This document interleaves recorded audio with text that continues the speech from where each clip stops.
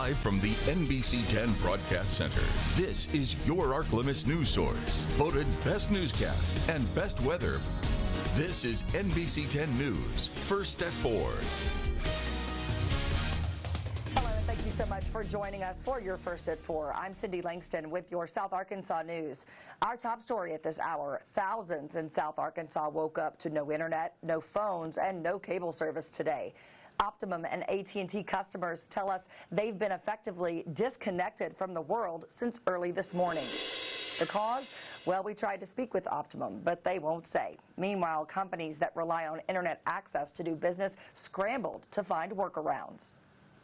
We've got a guy that does a lot of our IT stuff for us, so thankfully he was able to come in and set up off of one of our cell phones a hotspot. So we actually have 2 of our computers running in the back to help fill prescriptions off of that hotspot, as well as 2 cash registers out front. So we're slower than normal because we don't have all of our computers going, but we are still able to service our customers as quickly and efficiently as we can today. We had no internet, and all of our products are internet based, so our service calls and our phone lines don't work, so people haven't been able to call in. So we have an app on the phone, so our phones are forwarded now to our cell phones, so we can answer some calls that are coming in.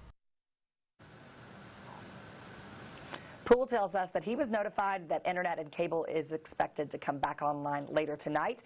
This is an ongoing issue. We will keep you up to date both on air and on myarclemis.com.